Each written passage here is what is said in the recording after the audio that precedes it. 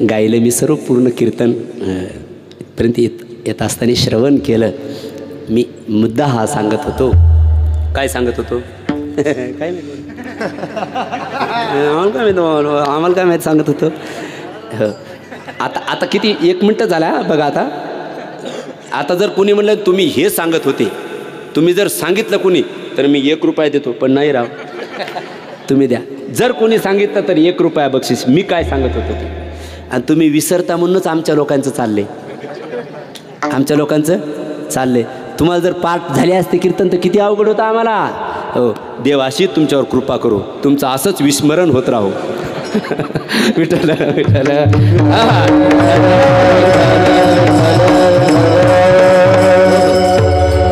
मी ज्ञानेश्वर महाराजांनी अजून पण एक काय क्रांती केली ते सांगत होतो. रात्री महाराजांनी कीर्तन केलं, सुंदर विचार मांडले.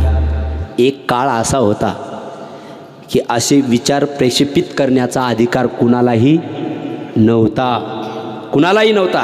कुणी कंबर बांधून असं म्हणायचंच नाही. तुकाराम महाराज काय म्हणले आणि ज्ञानेश्वर महाराज काय म्हटले? नव्हता हा अधिकार.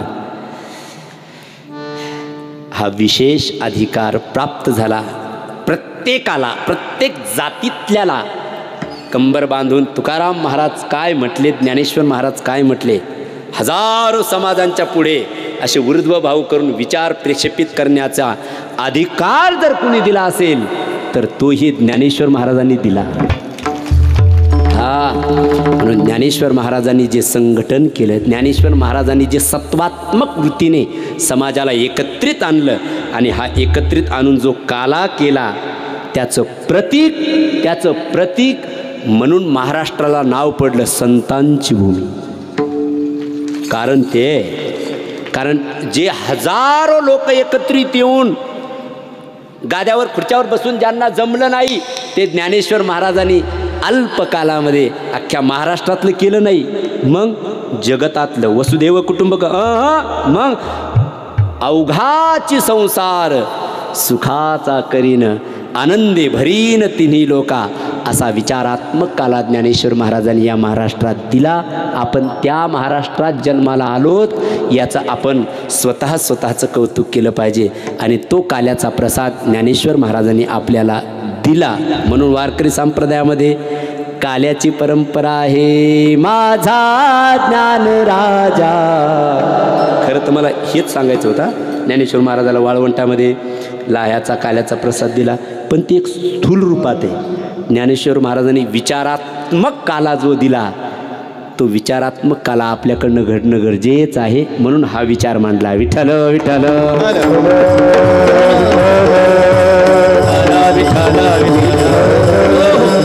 वाळवंटामध्ये ज्ञानेश्वर महाराजांनी काला दिला. माझा ज्ञान राजा गोपाळासी लाह्या वाटी, एक चिटाळी झाली चंद्रभागे वाळवंटी. माझा ज्ञान राजा गोपाळासी लाह्या वाटी. तेव्हा कीर्तनकार कोण होतं वाळवंटात? श्रीनिवास महाराज. आपलं नामदेव कीर्तन करी पुढे नाचे पांडुरंग, जनी म्हणे बोला. बघा किती अधिकार दिला. हे पण ज्ञानेश्वर महाराजाचं ते. नामदेवराया करा तुम्ही कीर्तन. नामदेवरायांनी कीर्तन करावं. कोण म्हणतं तुम्हाला अधिकार दिला नाही? तुमचं अजून पण भांडणंच आहेत. आम्हाला काहीच अधिकार नाही दिला. किती दिलं? 33 आहे ना का 50? काय खोटं बोलता, सर्व तुमच्याच हातात आहे. हे म्हणायला आहे फक्त 33% काय 22%. खरं जर घराचं निरीक्षण केलं तर 100% त्यांच्याच हातात आहे. दे रे दे, 100 रुपये दे, मला जायचं आहे तिकडं असं म्हणावं लागत आहे. आपलं ज्यांना म्हणावं लागतं त्यांचं सांगा बरं का. हे 100% अधिकार दिला का नाही तुम्हाला? मान्य करायला पाहिजे महाराज. त्या टायमाला ज्ञानेश्वर महाराजांनी सुद्धा स्त्री तत्वाला किती आदर दिला. मग कुणी सांगावं चाल म्हणायची, अभंग घेतला कीर्तनाचा, आणि मग चाल कुणी म्हणावं? बघा ज्ञानेश्वर महाराजांनी जनाबाईकडे पाहिलं आणि जनाबाई माईकवर गेल्या. जसं आता सचिन महाराज जे सांगतील ते तर होईल ना, तसं जनाबाईंनी ज्ञानोबाराच्या आज्ञेने पुढे आल्या. मग चाल कुणी म्हणावी असं जे सांगायचं असतं ना, आता जशी चाल सांगितली यांनी म्हटली, मग तसं चाल कुणी म्हणावी याची. मग जनाबाई पुढे आला. आजची चाल, आता ते असंच म्हणावं लागेल ना, ते का असं म्हणू आजची चाल, हे माणसाचं बोलणं झालं. आजची चाल आळंदीकर म्हणते, आळंदीकर. आणि मग ज्ञानेश्वर महाराजांनी पुढे यावं, चाल म्हणावी. माझा ज्ञान राजा गोपाळासी लाह्या वाटे. ज्ञानेश्वर महाराजांनी ती काल्याची परंपरा महाराष्ट्रात सुरू केली, म्हणून प्रत्येक सप्ताहाची सांगता ही काल्याने होत असते. मग ओ काय द्या आम्हाला लवकर काला. ज्ञानेश्वर महाराज म्हणले काला भेटेल तुम्हाला, पण थोडासा अधिकार संपादन करा. काल अनाधिकाऱ्याला काला मिळत नाही. वारे कोण कोण अधिकारी वाल कोण कोण, अधिकारी वाल कोण कोण, अधिकारी वाल कोण कोण. देवाच्या प्रसादे करारे भोजन, देवाच्या प्रसादे करारे भोजन, देवाच्या प्रसादे करारे भोजन, करारे भोजन. मला कोण कोण अधिकारी, मला कोण अधिकारी, मला कोण अधिकारी.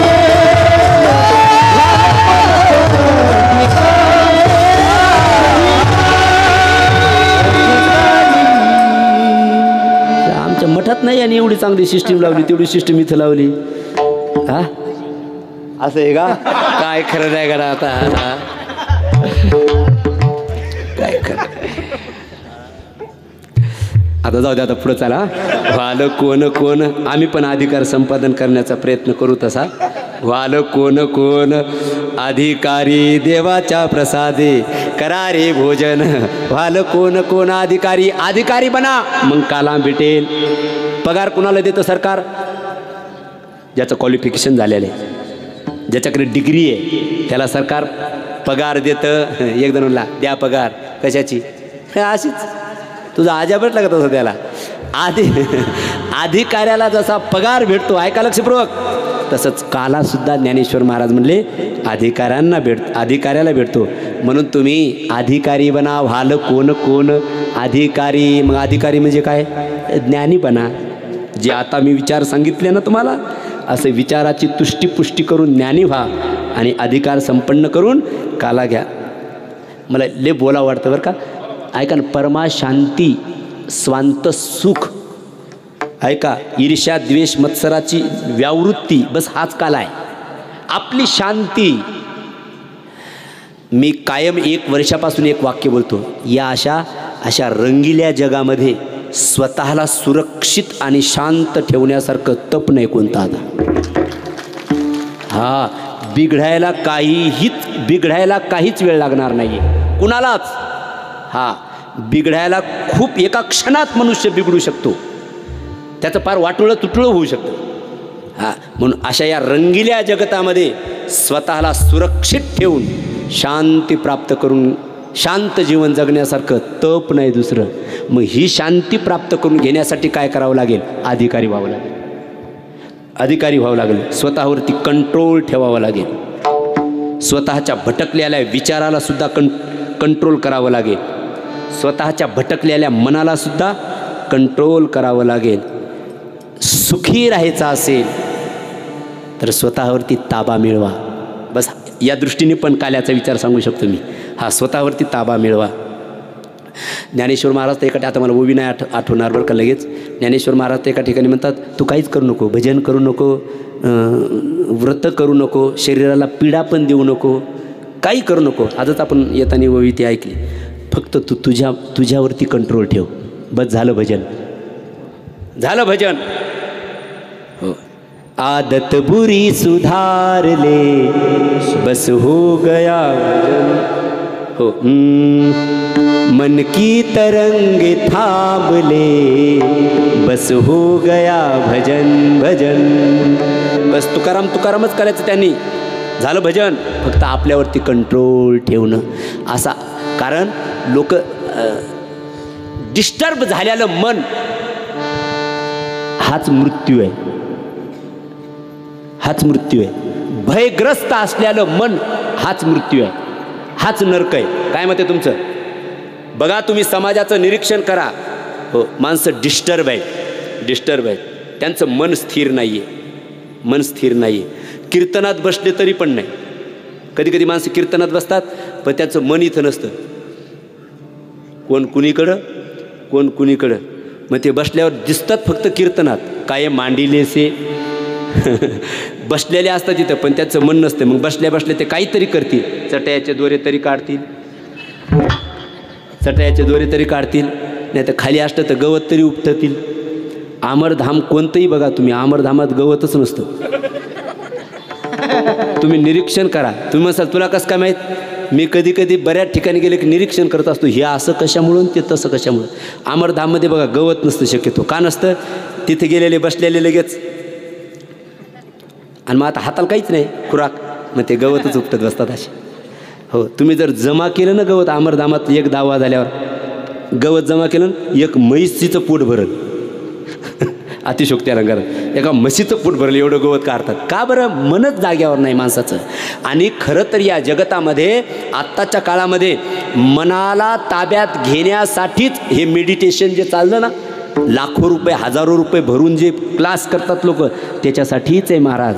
अहो त्याच्यासाठी तिकडं जायची गरज नाही. मग आमच्या या मंडपात या तुम्ही, एका मिनिटात तुमचं आम्ही मन स्थिर करू. कारण विचारानेच मन स्थिर होणार आहे. आणि जेव्हा मन इकडं ऐका, आता तुम्ही ज्ञानोबाराचं चरित्र ऐकताना मी जे 1 मिनिटं पॉज घेतला मनामध्ये, शांत झाले होते आणि सर्व विसरून गेले होते. पप्प्याच्या आईचा विसर पडला होता, पप्प्याचा पडला होता, पप्प्याच्या बापाचा पडला होता, सर्व विसरलो होतो आपण. कुणीच आपल्या स्वरूपात फक्त सर्व एका स्थितीत आले होते. बस ती स्थिती प्राप्त होणं म्हणजेच काला प्राप्त होणं. बस प्रमाण देऊ कमी.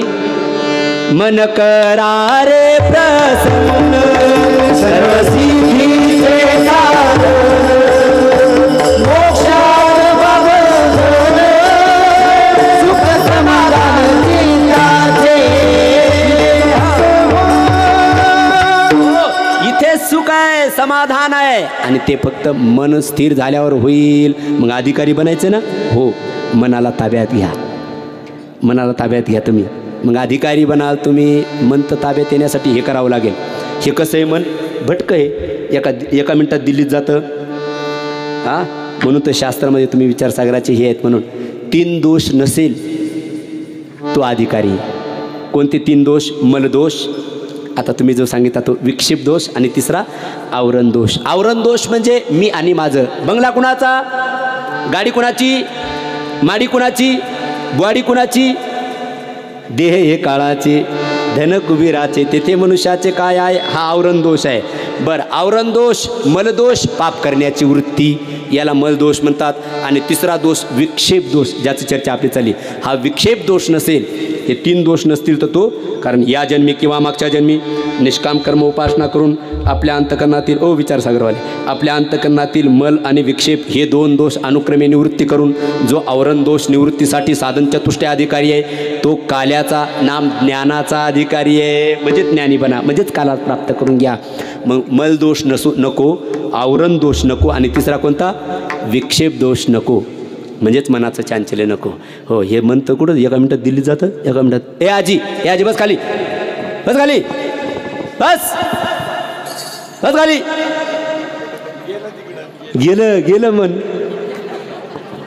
गेलं मन तिकडं.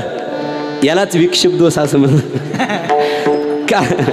काय करीत तो या मना. हे हो बाबा, कशाला उठले आता? खरंच बसा खाली. बघा, तरी पण बघायला लागल्या. बघ्या बघून हे मन चंचल आहे. मन चंचल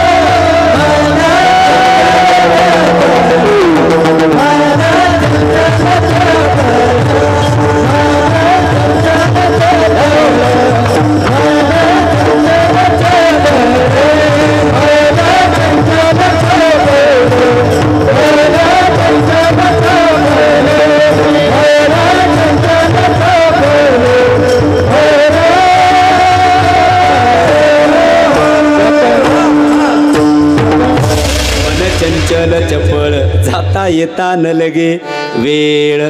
असं मन स्थिर झालं रे झालं की मग त्याला ज्ञानाचा अधिकारी तो होत असतो. हे 3 दोष निवृत्त झाले की तो ज्ञानाचा अधिकारी होतो. मग त्याला ज्ञान प्राप्त झालं की मग तो काल्याचा भोक्ता होतो. म्हणून अधिकारी बना. मग आता काला कुठे केला? भगवंतानी गोकुळात केला. गोकुळात केला. भगवंताचा जन्म झाला कुठे? मथुरेमध्ये कारागारामध्ये रात्रीच्या 12 वाजता लगेच जन्म होतो. आणि जन्म झाल्या झाल्या भगवंत म्हणला, ए पप्पा. आता पप्पा मी म्हटलो बरं का मधातच, ते तेव्हा नाही म्हटला. ती काय रे आता मला इथं ठेवू नका. आता ते सर्व तुम्हाला कारण माहिती आहे असं मी समजून पुढे चाललो बरं का. देव कशासाठी जन्म घेतो का घेतो? यदा यदा हि धर्मस्य ग्लानिर्भवती. तुम्ही चांगले चांगले महाराज लोक उकळून पेलेले आहेत. तुम्ही काय तुमच्यासमोर उगच दाट पेरायचं काही कारण नाही. आणि पातळ पेरलं की त्याला जाड कणीस येतो असं शेतकरी म्हणत असतात. मग कशाने मी एवढा विस्तार करू? बस एवढंच फक्त भगवंताचा जब जब होई धर्म की हानी वगैरे वगैरे. परमात्मा प्रगट झाला. पप्पा मला मथुरेला घेऊन मला गोकुळाला घेऊन चला. नंदाच्या घराला घराला नंदाच्या घराला नंदाच्या घराला घराला नंदाच्या घराला.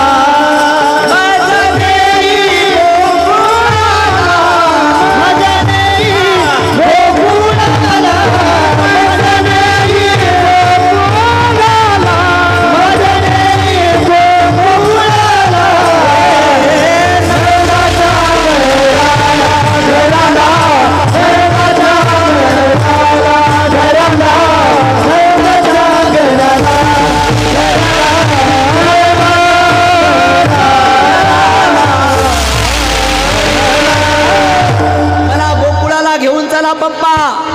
वसुदेव म्हणले, ए कसा घेऊन जाऊ रे? आता माझ्या पायात बेड्या हातात कड्या.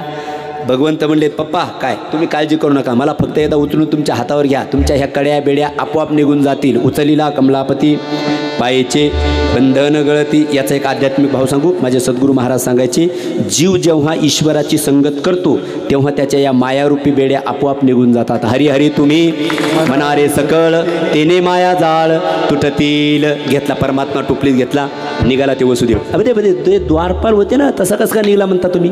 होते तिथं पण मग ते लावून तराट झाले होते. तेम्या मोहिले सकळ म्हणती द्वारपाळ. आणि मग निघाले. यमुनेला दुथडी भरून पाणी वाहत होतं. तुमच्या इथे भागवत झालेले बरं का, त्याच्यामुळे जास्त विस्तार नाही करत. हो मला खोड्या सांगायच्या दुसऱ्या 1-2 पण पुढे चला. आणि यमुनेच्या तीरावर आले. यमुनेला दुथडी भरून पाणी वाहत होतं. आता आतमध्ये कसा प्रवेश करायचा? वसुदेव घाबरले नाही. मग यमुनेमध्ये प्रवेश केला त्यांनी. घाबरले नाही. का घाबरले नाही? जीवाच्या ताब्यात जेव्हा ईश्वर येतो, ईश्वर जेव्हा जीवाचा हस्तामलक होतो तेव्हा जीवाला भय राहत नाही. हरी आला हाता मग कैची चिंताचे, मग कैची भय चिंता. विठ्ठल विठ्ठल त्याच्याकडे भय राहत नाही, चिंता राहत नाही. यमुनेत प्रवेश केला. ती दुथडी भरून वाहणारी यमुना. यमुना म्हणजे बस आता नाही सोडायची. तेव्हा मला चान्स दिला नाही तुम्ही. ते सर्व यमुनेचं गंगेचं चरित्र तुम्ही वाचून घ्या. ती म्हणजे आता नाही सोडायची, आता माझ्या ताब्यात. असं लोक एकमेकाच्या ताब्यातच येण्याचा प्रयत्न करतात. कधी ताब्यात येईल मग याच्याकडे मी ती यमुना म्हणजे आता सापडले का नाही. आणि मग ते नाका डोळ्यात पाणी जायला लागलं वसुदेवाच्या. आता दर्शन केल्याशिवाय येणार नाही. तेव्हा त्या गंगेला अंगठा दिला. चरणों से निकली गंगा प्यारी, उसने सारी दुनिया तारी. उन चरणों में मैं शीश नमाऊं, हे गंगा मैया तेरी आरती गाऊ, बाके बिहारी तेरी. आता नाही सोडायची. नाका डोळ्यात पाणी जायला लागल्यावर त्या भगवंतानी विचार केला, आता या बाईसाहेबांना जर नाही दर्शन दिलं यमुना महाराणीला, तर ही माझ्या पप्पासहित मला थेट गंगासागरला घेऊन जाईल. मग हिला दर्शन दिलं पाहिजे. म्हणून भगवंताने डावा पाय काढला आणि डाव्या पायाचा अंगठा फक्त गंगेला लावला, यमुनेला. लगेच यमुना ओसरली. म्हणून मग आपल्याकडे प्रमाण आहे ते, पांगुळले यमुना जळ पक्षी राहिले. हे मी लहानपणी गवळण म्हणायचो. कमीत कमी 7-8 वर्षाचा असेल मी तेव्हा. परफेक्ट गवळण होती आपली. आणि ते बी रात्रीच्या 12च्या पुढं सुरू व्हायचे आमच्या गवळणी. हे भजनी म्हणून थकले ना, ते गावचे भजने आमच्या म्हणून थकले की मग पोरो म्हणा रे तुम्ही, मग ते आपले तंबाखू जायचं गावाकडं आमच्या, तर ते मग तिला आमची तिकडे उडवायला लागला. हा, आणि मग ते म्हणायचे म्हणा पोरो, मग आम्ही चाल म्हणायचं पांगुळले यमुना जळ. बरं मागे पुढं आपणच म्हणायचा, दोन्ही वेळा आपणच म्हणायचं. मग ते भजने काय म्हणायचे, आपण म्हणलं पांगुळले यमुना जळ पक्षी राहिले निच्छळ. आता कोणीतरी कोरस करावं ना मागे, असं त्यांच्या चेहऱ्याकडे बघितलं त्याने म्हणायचं म्हणा तुम्हीच म्हणा बरं का. मग आपण पूर्ण म्हणायचं, मग त्यांनी फक्त एवढंच म्हणायचं हरी हरी, नुसतं हरी हरी म्हणायचं, बाकी काही नाही. मग महाराज त्याचा अर्थ आता कळायला लागला. पांगुळले यमुना जळ पक्षी राहिले निच्छळ, पलीकडे तीरावर गेले, कारण ती यमुना म्हणायची आता नाही सोडायची. चरण पखारे बिना मैं जाने नहीं दूंगी, जाने नहीं दूंगी मैं जाने नहीं दूंगी, चरण पखारे बिना मैं जाने नहीं दूंगी. भगवंतानी पाय लावला, यमुना ओसरली. ऐका मथुरेतून गोकुळात लगेच वसुदेव गेले. तिथे माया जन्माला आली होती, भगवंताला ठेवलं, वसुदेवानी माया घेतली. मथुरेत गेले, तिथे गेल्यानंतर सकाळ झाली, लगेच होत असते महाराज. तिथे मथुरात गेल्यानंतर सकाळ झाली, ती माया रडायला लागली आणि त्या रडण्याचा ध्वनी द्वारपालाने ऐकला आणि त्याची उतरली. आणि मग ती पाहायला लागलो, हां वैरी जन्माला पळतच गेलं कंसाकडं. महाराज मालिक महाराज सरकार या हुआ, वैरी जन्माला ती जे उठलं रात्रीच्या बोरमुड्यावरच बोरमुड्यात म्हणतात ना, नाही अजून काहीतरी नाव आहे 124 काहीतरी असं 14 ते घालून तसंच निघलं. कारण त्याची अवस्था अशी झाली ती साहेब, जागृती स्वप्नी सुसुप्ती ती एकच म्हणत होतं. काय आठवा कोणता धान्य मोजायचा, आठवा मारणारे हात असं म्हणायचा. खरं तर हा पण त्याचा अर्थ नाही. ती काय सांगत होता ऐका, तो आठवा म्हणायचा कुणाला, तुम्हा आम्हाला म्हणायचा कोरोनातून वाचले, आता तरी आठवा, आता तरी पुढे, कारण दौड़ा जाए रे समय का घोड़ा, एक दिन बीता खेल कूद में, एक दिन महल में सोया, एक दिन बीता खेल कूद में, एक दिन महल में सोया, एक बूढ़ा पाया तो क्यों लाठी पकड़ कर रोया, अभी राम सुमिरो नहीं तो, अभी राम सुमिरो नहीं पड़ेगा काल हथौड़ा, दौड़ा जाए रे समय का घोड़ा, दौड़ा जाए रे समय का घोड़ा. तुम्ही वासुदेव म्हणा रे, तुम्ही वासुदेव म्हणा, तुम्ही वासुदेव म्हणा रे, तुम्ही वासुदेव रे, तुम्ही वासुदेव म्हणा रे, तुम्ही वासुदेव म्हणा, वासुदेव म्हणा, तुम्ही आठवा मधुसूदना, तुम्ही आठवा मधुसूदना, वासुदेव म्हणा रे, तुम्ही वासुदेव म्हणा, वासुदेव म्हणा रे, तुम्ही वासुदेव म्हणा, वासुदेव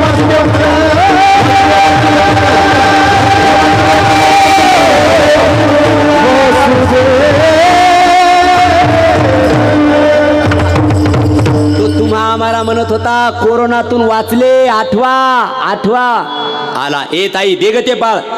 ती देवकी म्हणली नको रे मारू दादा, ही कन्या आहे रे दादा, नको मारू, मोठी झाली तर तुझ्या मुलाला देईल. तिथं सोयरिकीचा कार्यक्रम. आता हल्ली कोण कुठं जुळवल काही सांगता येत नाही महाराज. हो नको मारू रे दादा, नको मारू. आता ते दुराचारीच होतं. घेतली माया खरं माबा घर फिरवली शिळेवरती आपटणार. तितक्यात माया चतुर्भुजरूपात प्रकट झाली. माया म्हणू लागली, ए मूर्खा कंसा, मला काय मारतो? अरे तुला मारणारा या पृथ्वीमध्ये प्रकट झालेला आहे. तुझ्या लागी वधी उपजला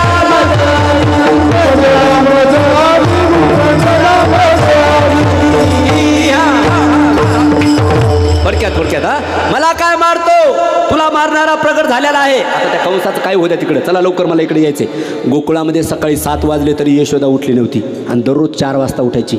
नंदाची बहीण सुनंदा म्हटली यशोदा हर रोज तो सुबह 4 बजे जागी करती है, आज 7 बज चुके फिर भी क्यों नहीं जागी? म्हणून आवाज दिला, यशोदा, अरे यशोदा जागो, भोर भई है, म्हणजे सकाळ झाली, जागो यशोदा. आता तिच्यावरती मायेचं आवरण, ती झोपलेली. दरवाजा उघडला, खुशाल झोपली. 7 वाजले तरी. आणि दररोज किती वाजता उठायची आजी ती? 4 वाजता. पण मी तेव्हाच्या यशोदेचं सांगतो बरं, हल्लीच्या यशोदेचं नाही. हल्लीच्या यशोदा सकाळी 7:30 वाजता उठतात आणि हल्लीचे नंदबाबा 5 वाजता उठून पाणी भरतात. उषक काल झाला, आम्ही सुशिक्षित झालो. माणसं काय म्हणतात? आम्ही सुशिक्षित झालो. काय भांडे घासायचे. ते मी नगरमध्ये जात असतो, सकाळी सकाळी एकदा वॉकिंगला गेलो, फिरायला गेलो. एक आमच्या मठात येणारा मनुष्य, सांगायला लागलो, हां बंद करून सांगू का ते ऐकलं म्हणून? जाऊ द्या ना, ऐकलं जाईल काय होणार पडणार आहे? दक्षिणा द्यायचं नाही, दुसरं काय होणार आहे? एखादा माणूस आपल्यापासून दूर गेला काही फरक पडत नाही, फक्त दक्षिणा कमी होती. एखादं कीर्तन जास्त करायचं, दुसरं काय आहे? ऐका आमच्या मठात आला की म्हणत असतो, पाणी आणा रे पोरो. आमचे पोरं देतात पाणी आणून. आणि मग तिथं आम्ही त्या कॉलनीत फिरायला गेलो तर तो सकाळी सकाळी हातात खराटा घेऊन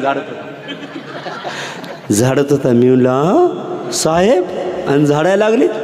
भामटा म्हटलं, आळंदीत आल्यावर पाणी आणणार आहे म्हणतो, नाही तर झाडतो, आमच्यावर शायनिंग करतो बायको. मग त्याला नेमकं मी दिसल्यावर त्याला काहीच कळलं नेमकं, आता खराटा टाकून देऊ का बाबा जे हरी करू. मग त्याने ते बोरमुडा वगैरे नाईट पॅन्ट घातलेले वगैरे, मग त्याला काहीच करता येईल. मग त्याने काय केलं, पाय जोडले, समपाय कटेवरी, समचरण दृष्टी, आणि दोन्ही पायाच्या मध्ये असा खराटा धरला. खराटा करतो ना तुम्हाला झाडायचा असं. मला म्हणतो, कसं काय बाबा? मी लय चांगले. बरं झालं आम्ही अजून पडलो नाही त्याच्यात. म्हटलं चांगलं झालं तुमचं. आम्ही सुशिक्षित झालो लोक म्हणतात. पूर्वी लोक हे घरी करत होते आणि याला प्रातविधीला बाहेर जात होते. आता हल्ली ही बुटं घालून बाहेर करतात आणि याला घरी येतात. सुशिक्षित झालो. काय व्याख्या आहे काय माहीत महाराज. सकाळी 7:30 वाजली तरी सुनंद यशोदा काय उठल्या, यशोदा जागो, यशोदा जागो. यशोदा उठली. तिच्यावर मायेचं आवरण. बरं झालं, जा झोप. पण बाळ झालंय खुशाल, तुला पत्ता सुद्धा नाहीये. पण बाई, बाळ झालं खरं, पण लाला भयो या लाली भयो. हे भगवान, लाली नको, लालो चाहिए. कशाला लाल व्हायला का? म्हणजे काय रवी महाराज, सचिन महाराज, मुलगा नको म्हणता का तुमच्या इकडं? मुलगी नको. हा, अजूनही लोकांची ही धारणा आहे. चांगले फट्टे वळणारे सुद्धा सुनबाईला मुलगी झाली की नाराज होतात. इथून फट्टे वळलेले मी पाहिलं म्हणून सांगतो. हो, आणि हो, सुनबाईला मुलगी झाली, मग मी तिथंच होतो, नाराज चेहरा झाला. मला नाना का नाराज झाले? नाही कोण म्हणते नाराज झाले? तर मला माझ्यासमोर तर काही करता येणार ना, सांगू नको तो तिकडे जाऊन. आणि मग इथून फट्टा लावून तिकडे कीर्तनात म्हणतो, कुळी कन्या पुत्र होती जे सात्विका, असा हाणला पाहिजे ना फोकाने धरून. हां, मग तुझ्या घरी पण झाल्यावर होऊ दे ना, स्वागत कर ना तुमच्या इथं मुलगी आल्यानंतर. हो, तू कुळी कन्या पुत्र, मुलींचं सुद्धा स्वागत करा. गरज आहे. मला आता हा विषय माझ्या काल्यात सांगायचं काही कारण नाही आहे, तो विषय स्वतंत्र आहे. पण सांगावं लागणार आहे. आपल्या या नगर जिल्ह्याची कोण आहेत नाही इथं पुढारी माणसं. नगर जिल्ह्याची काय स्थिती आहे आता? 1000 मुला, थोडासा वाढला म्हणा आकडा. हां, 1000 मुलांच्या पाठीमागे 858 मुली आहेत. किती? खाली किती राहिले मुलं? 142. काय करायचं यांचं? आळंदी असे हेंद्री आळंदीला का ज्यांचं होत नाही ते. हां, आता काही पण शिकत नसला पोरगा, जाऊ द्या आळंदी. लग्न होत नसलं पोरगं, जाऊ द्या आळंदी. आता नेमकं आळंदी ज्ञानेश्वर महाराज, तरी ज्ञानेश्वर महाराज पुरतात महाराज. हो, आळंदीला नका पाठवू. मग अशांना इथं नदी आहे ना आपली, या नदीच्या समोर नेऊन बसवायचं आणि शेंदूर लावायचा त्यांना. जय मसोबा महाराज की. अशी स्थिती होणार आहे. म्हणून काय हे नका करू. मुलींचं सुद्धा स्वागत करा. हो, त्या तारडे हॉस्पिटल आहे तिथे एक मी बोर्ड बघितला त्यांच्या जिन्यामध्ये, आणि एका छोट्या मुलीचा फोटो होता आणि खाली वाक्य लिहिलेलं होतं, ए माझ्या बाबा. असं जाऊन बघा तुम्ही तिथं. हे माझ्या बाबा, मला जन्माला येऊ दे, मी तुझंसुद्धा नाव मोठं करेल. ए माझ्या बाबा, प्रस्तुती माझी आहे पण ते वाक्य तिथला, ए माझ्या बाबा मला जन्माला येऊ दे, मी तुझंसुद्धा नाव मोठं करेल. इतकं गोड चित्र होतं. आता ही पोरगी इथं बसली, ही पोरगी बसली.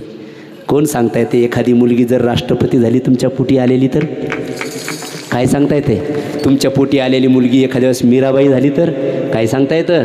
तुमच्या पोटी आलेली मुलगी जनाबाई झाली तर? काय सांगता येतं? म्हणून मुलींचं सुद्धा स्वागत करा. हो, मुली जेवढं प्रेम करतात, मला सांगायचंच नाही ते, मुली जेवढं प्रेम करतात तेवढं मुलं करत नाही. आता हे आम्ही काय सांगायचं वाजूट्याने? हां, हे तुम्हाला मुलगी आहे का? नाही, व्हायला पाहिजे होती. ऐका, तर प्रेमाचा ओलावा मिळतो. ज्याला मुलगी आहे त्यांनी समजून घ्यावं आपल्याला खरं प्रेम मिळणार आहे. पुन्हा एकदा सांगतो, ज्याला मुलगी आहे त्यांनी समजावं आपल्याला निरपेक्ष प्रेम, निष्काम प्रेम आपल्याला करणारं कुणीतरी आहे या जगात. हे पोरं नाही करत कोण प्रेम खरं. बाप जेवला नाही तर मुलगी जेवत नाही, हे सर्व खरं आहे, तुमच्याकडे माहिती आहे, सांगायचा विस्तार करून काय करत नाही. ती बापाला कशाने कोणता तरी अंगाने जेवू घालते, पण मुलगा आली गाडी, आई मला जेवायला वाढ ग. ती आई म्हणते, अरे तुझा बाप रात्रीपासून जेवला नाही, त्याला विचार. तो म्हणतो नको सांगू, ते सोपानरावचा वडा खाऊन आला असं. पण मुली ह्या